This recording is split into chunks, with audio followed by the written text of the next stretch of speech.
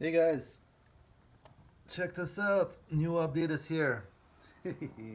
Okay, so how's it going? I'm back home and I was very excited while I was gone to learn about this new update 3.0. Lots of features, and I installed it on my Helix LT, and currently, as you can see, it's rebuilding on my Helix floor, all the presets.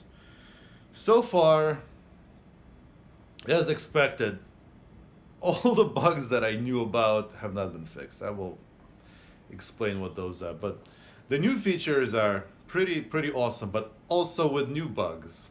let's take a listen at some stuff.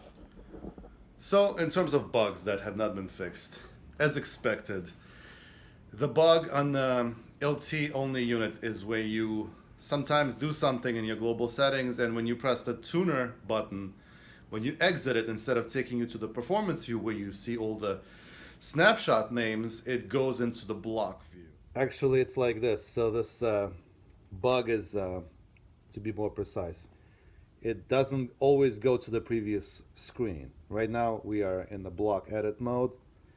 Press the tuner, exit it.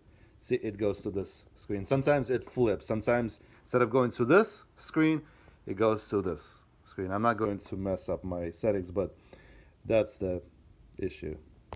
Which is super annoying because you need to, again, press those two buttons to go into your performance view.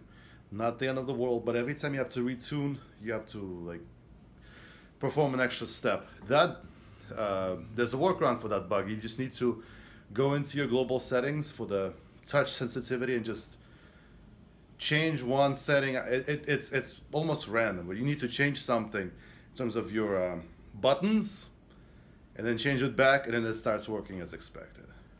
I figured this out a couple months ago, and then so that's one. The touch sensitivity not being disabled despite what it claims to be is another one. So Helix has these tactile buttons. So you can touch two buttons. It offers you to swap the presets or the snapshots rather, or copy one into the other.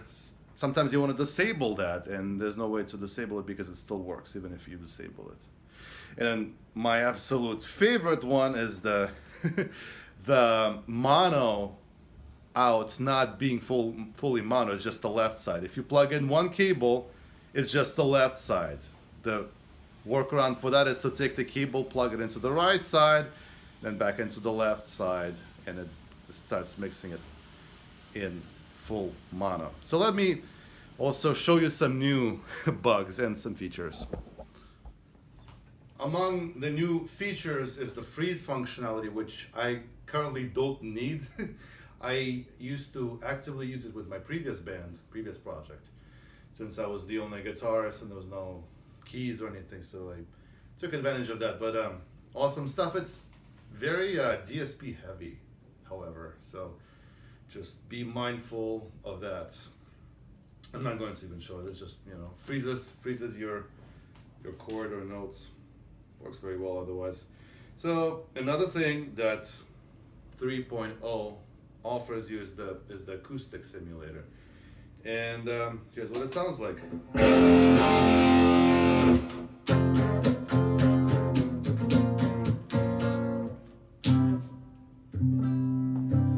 going to leave the room so you can hear how good it sounds.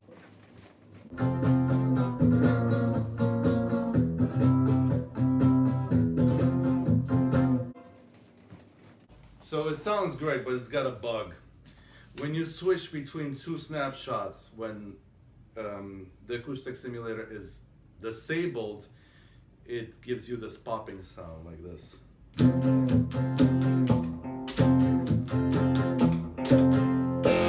Hear that? It's really loud.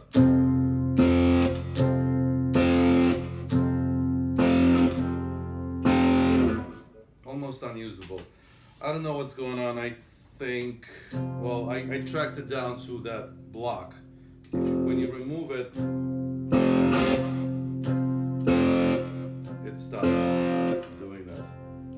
So luckily for me, I don't need to switch between two sounds immediately, so I can just go like.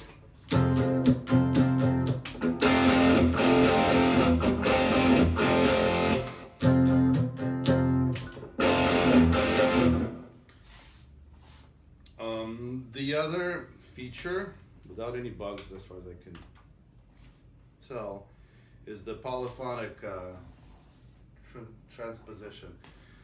To be honest, I've been using the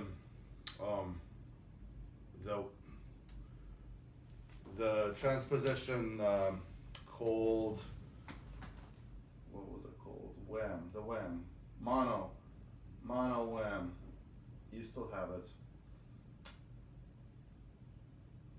Yeah, so the whammy pedal basically to transpose my entire guitar to a different key, effectively. Every string taken down by 2 semitones. And now they have full polyphony. I honestly had no complaints almost about the whammy pedal, but this one is a capo effect where it transposes your guitar. It gets better, it tracks better, it's got a lot of extra parameters. You can watch videos about it. Basically how fast you want it to track versus how good you want it to sound. So here I'm transposed into a key of D standard.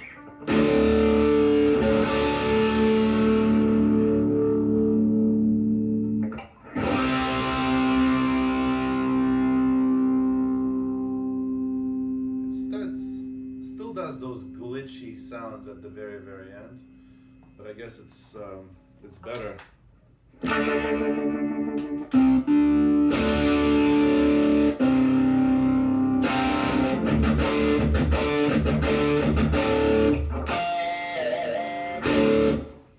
So there you go. As always, my recommendation, if you're not in a rush, then wait a few versions before updating your software.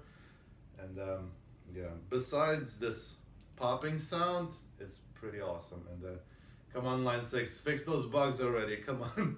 It's been like 3 versions and whatever. Still awesome. Thanks for watching.